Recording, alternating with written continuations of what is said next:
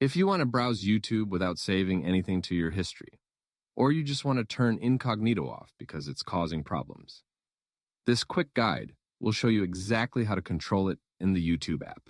First, open the YouTube app on your phone, and make sure you're signed in so everything shows up correctly. Now look at the bottom right corner and tap on your profile picture. This opens your account menu with all your main options. At the top of the screen, you'll see different tabs you can swipe through. Go ahead and slide across until you find the option that says Turn on Incognito. Once you tap it, YouTube will instantly switch to Incognito mode, and you'll notice your profile icon changes to a little hat and glasses. While you're in this mode, none of your searches or your watch activity will be saved. It's basically a private session built right into the app. If you ever want to turn it off, just tap the Incognito icon again at the bottom right and choose Turn Off Incognito.